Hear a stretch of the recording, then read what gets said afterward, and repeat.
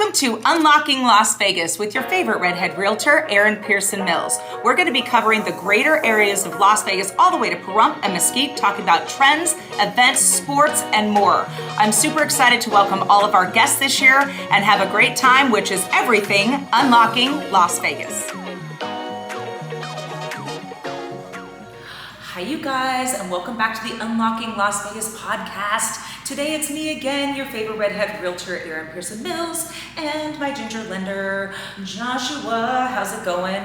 What's going on, everybody? How Joshua are you today? is being so lovely, and he's actually sitting in my open house with me to make sure I'm nice and safe and, catching people in the open house as they come. So I really appreciate you spending time with me because I just put my husband on a plane. It's a big weekend for NFL. You know that, right? Are you a football person? Yeah, it's opening day today. Okay, I'm not a football person, but I just put him on a plane. He's gonna go watch BYU. It's his annual boys trip. And then I'm a football mom now, so it's a big game. So it's exciting. Super fun football. Yeah, it should be a lot of fun. Go Raiders! Okay, we gotta say that because we're from Las Vegas, right? Absolutely. That's our team. Absolutely. I think my son's looking forward to, on his birthday, it's Raiders and Chiefs. I'm going to see if I can see Taylor Swift. That's why the prices are so high. That just hit me right then. Okay, anyway, so I want to do a deep dive. A lot of people come up to me all the time, especially in the open house. How's the market? I see them on the streets. How's the market? How's the market? So I do always say it's different for every single individual, but I have so many listings right now, and so we can kind of talk about where we're at and what's going on, like in this particular listing today. Yeah, listings have really picked up in the last 30 days. Yep. I think that a lot of that is a testimony to where the market's headed. I think that with recent interest rate drops and just the people seeing those rates drop, and definitely the people that have been watching, we're seeing houses being listed. We're seeing more inventory on the market, which is just really creating more of a balanced market for buyers and sellers. I love a good balanced market. And then I think a little bit of that August 17th rule change with needing buyer agency agreements. I know that the law has not been signed, but so many people are making changes to try to figure out, I guess, what the solution is for this compensation matter. I'll talk but it's created the biggest kind of disruptor in the market that's really, I feel, put a favor towards the buyer in this current market.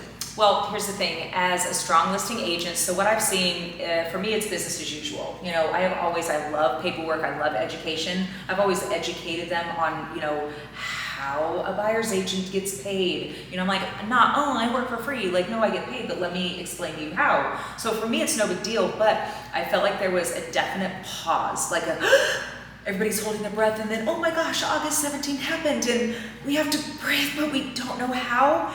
And so it's so funny now because I love answering my phone.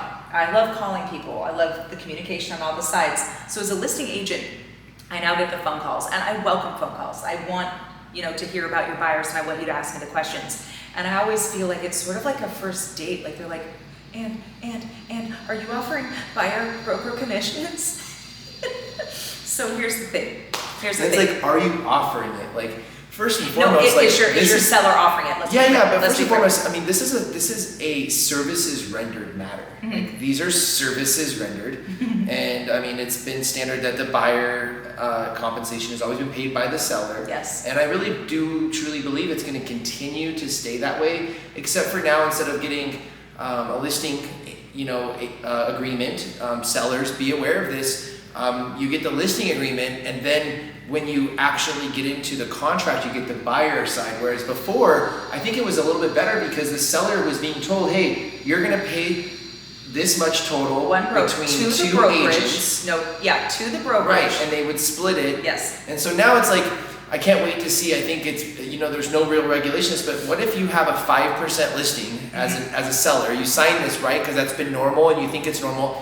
And then you get a contract that says that the buyer agent's going to get 2.5%. Yeah. And you accept that thinking it's in that 5, but really the forms are 5 and 2. So I think there's going to be some sellers that pay 7.5% possibly. So it could be mistakes on listing agents' parts. Now, because I have a transaction coordinator and the first one that we wrote, it actually did say 6%. And then, oh, but there is a piece of paper, an addendum that says what you're paying for the buyer broker. And it said 2.5. And I was arguing with my brokerage and all the people in it. I was like, I read every word. I should have been a lawyer. But I was like, you know what this is saying? It's literally saying 8.5%. I go, no, you guys, you have to break it down. You have to put what they want to pay the listing agent, and here's the form for the buyer's agent. So, I mean, you could slip it through, but what happens if I flew off the face of the planet and somebody else in my brokerage took over? They would stick it to the 8.5%. But let's switch it around again. Now, I am a fan at this point as being a heavy listing agent, and when they call me, I'm just saying, please put, you know, what you would like as your commission. Please put it in the offer. Please put it in the offer. Because, and it sucks, but I'm here for my seller. Because if we negotiated 6%, 3 on my side, 3 on their side, you know, what have you, and they put in their offer, whatever it may be, and put 2%, I just saved the seller 1%. Okay. Saved the seller the percent. So, I mean, sellers, beware. Like, honestly, like, you're gonna pay a listing agreement commission, and you're gonna pay a buyer agent commission. I truly believe that. I mean, otherwise, you know, sellers, if you guys counter back that you're not gonna pay that commission, I believe that the buyer will potentially go find another house, yes. Unless for some reason they have some expendable amount of extra money. And obviously, the level of buyer, you know, entry level buyer versus luxury buyer, you might find that. However, I just really truly believe that sellers should go into the opinion that if they want to sell their house, they're going to need to pay both sides and both agents, the person listing it and the person finding it. Yeah, and listen, I can't say, sitting in this home, which by the way, we do have multiple offers on, okay? So, which is great. So that means that the houses are moving. We've been listed for 14 days, 14 or 15 days. But my point is, I'm not being like a dick. Can I say dick on my own podcast? I'm not being like a brat. I'm not like, oh, we'll just put it in the offer. We'll wait and see. I'm like, oh, we're absolutely offering buyer broker compensation. Please put it in the offer. Absolutely. You know, because I don't want them to walk away thinking I'm going to get screwed, you know, because that's not fair either. But I am here on my seller side. And so buyers, you're going to hear a lot more about this as well. And yes, you know, there are services that are paid to your buyer's agent. And, you know, you are going to sign something that says that you could be responsible for that. However, I believe majority of those conversations are leading to where your buyer's agent is going to negotiate on your behalf for the seller to pay for this expense. But now everybody's being really made aware, which I think disclosure. I love it. Has really been a big thing. And so we had a big change in lending 9 years ago, 9 years ago, TRID, which really changed our documents and the way we flowed our business. And it took, you know, several months for everybody to kind of get acclimated to that. I think that a lot of the early adapters really were able to succeed. So just, you know, adapting to this new protocol and realizing that, guys, this is a mandate, and a lot of the agents are out there bringing that information to you, I think is great.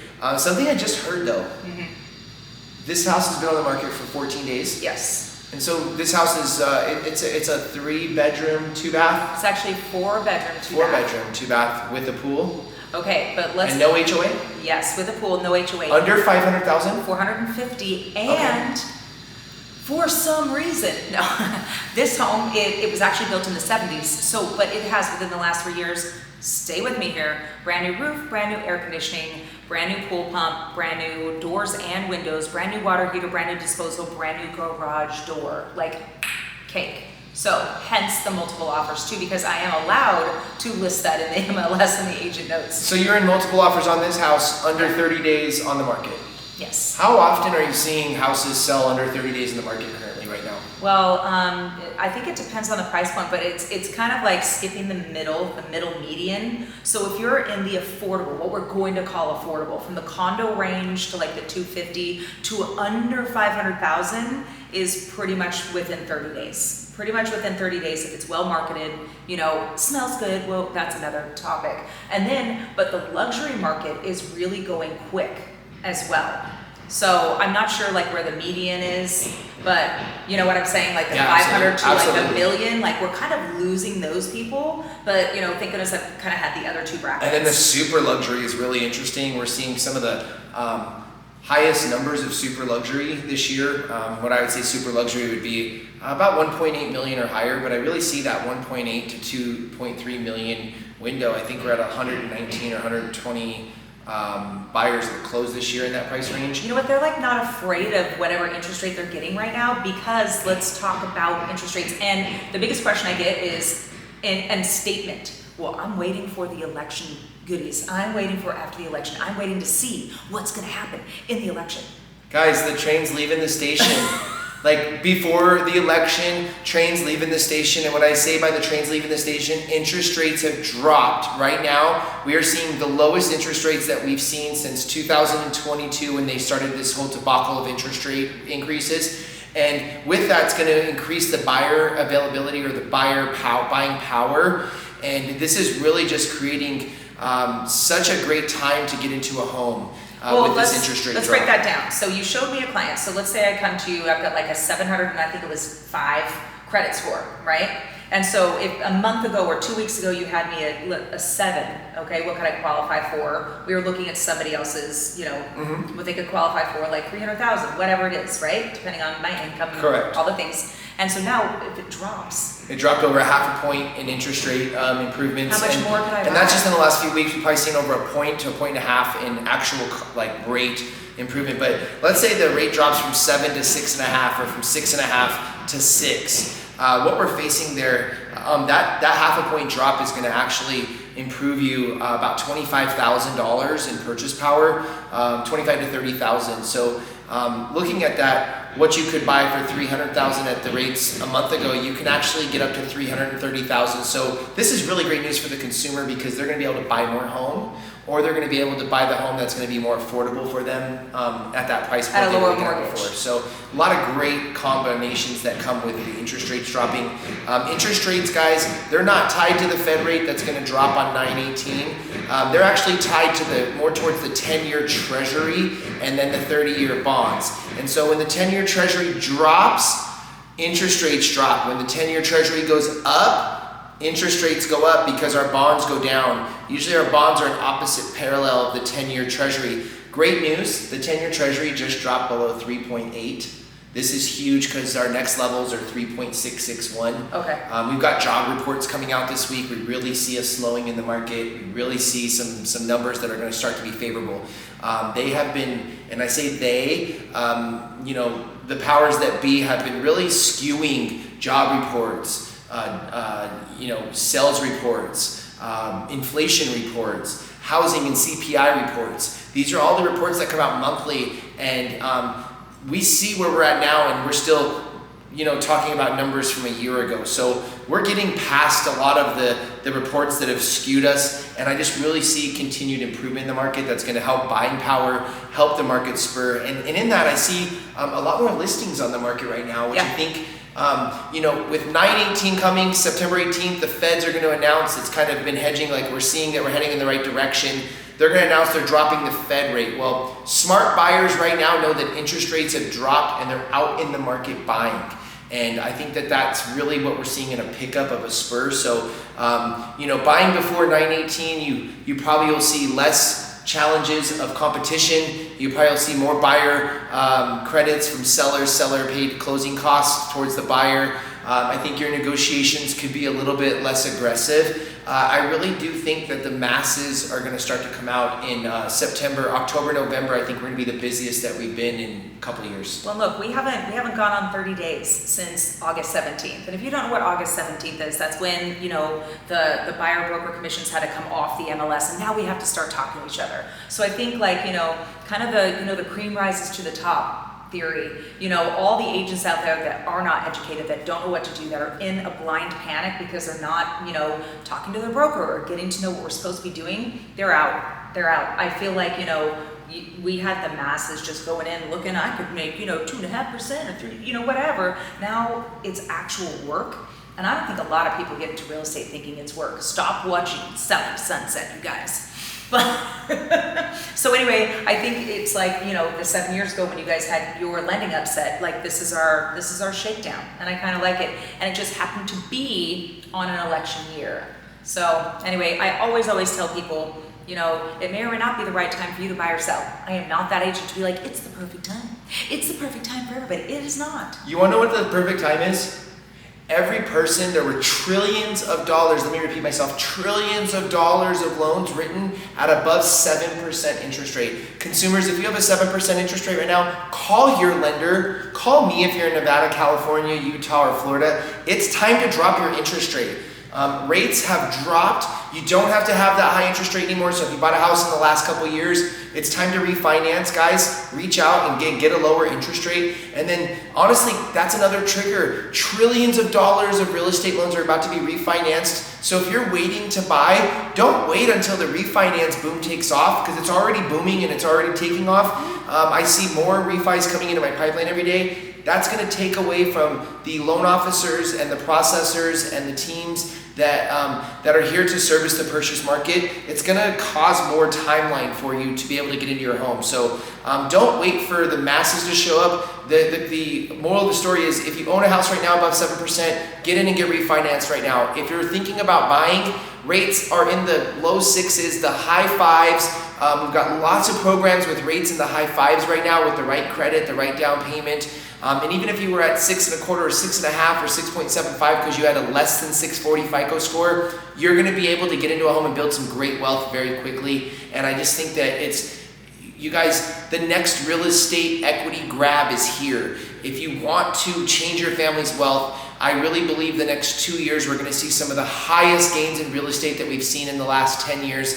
I think we're going to repeat the cycle of the mid-70s after they mess with the gold standard, and we're going to see multi-digit year after year value increases. And so really the boom is here. If you're looking to get into increasing your family's wealth, if you're looking to make a power play, I think that buying in real estate right now, the next equity grab, one of the biggest equity grabs that we've seen, is about to come into this market and play for us. Well, listen, both you and I are really, really highly educated. I mean, you're always we absorb like sponges. And so I think the average real estate agent probably takes like 22 hours of education in a year, because you have to, redo it every 2 years. I probably take 22 hours every month.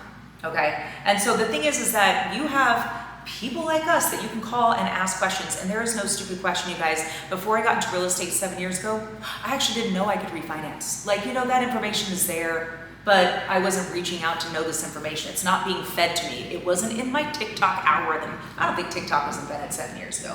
But that's my point, is that there is no stupid question. You can ask us to look at you and review any sort of situation, and if it's not the right time for you, we're not going to push you to do it. That's the good thing about us. I always say, you and me, we really don't have commission breath, right? We're here to help you. If it's not right for you, we're going to give you a timeline. You really help out a couple of my clients that needed help with a little bit of credit, and it just wasn't the right time. I don't really know how much money I made last month. All I know is I helped 7 home buyers get home. Oh, I get it. And that was really, that was the most important thing to me, was the people that I got to help. I think that's really a great statement.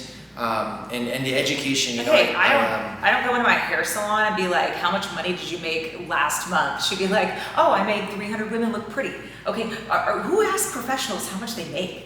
That's what I don't like about, since we're on so many like reality TV shows and like, oh my gosh, real estate is so like amazing. Like, just don't ask anybody how much they make, all right? Unless you're a loan officer. It's not about how much you make. It's about how much you keep. And I don't think people really focus on that. Oh damn, that should be our next podcast. That should be our next podcast. A very wise person taught me that. Somebody I appreciate very much. My mentor of many years. His initials are WW, and I just want to give that shout out. I really, It doesn't matter how much you make, it depends on how much you keep. This goes out to all those millennials out there that order Slurpees to be brought to them. Go get it yourself. Another thing, guys, back to the refinance tip, and this is something this is what we're talking about here. No, you don't have to refinance back to a 30-year loan. So you're 2 years into your mortgage and you don't want to set your life backwards. Well, get into a flex term at 28 years. Look at a 25-year loan and take 3 years off your mortgage. What is a flex term? Ask your loan officer. If they don't offer it, you don't have the right loan officer. And you can call me at 702-580-5069. I will get you to the right loan officer if I'm not licensed in that state. We have a channel of partners, and I love to connect people with the best people in my business who are the best people in our business? They offer the lowest rates, the lowest fees, and the quickest turn times. Well, okay, and that's what I'm really proud to offer. I'm really, think that, offering being the best price, the best service, and the best quality is something that takes the ability to work hard and be able to help people with that service of giving them the best to the people. Okay, well, tell them your handles on your social media. How can they find you and follow you and get to know your personality? So my social media profile, thank you for asking. I'm at The Home Loan Closer, so The Home Loan Closer.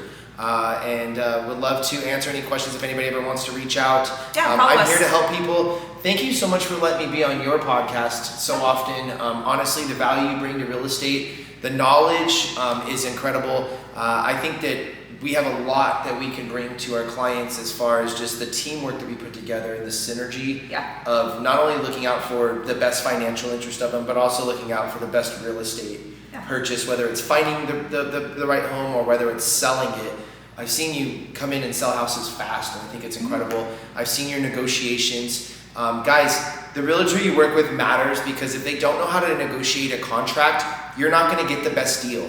And so one of my commitments in business is to work with the best negotiators in the industry. And I have to say that Erin Pierson-Mills is one of the best negotiators in real estate that I've ever seen in my 24 years in business. So you guys, the market's hot. The train's leaving the station. Las Vegas Get is on hot. and get your piece of real estate before Las Vegas sells out, just like it does downtown. Move here in about a week. You'll be fine. You'll be fine.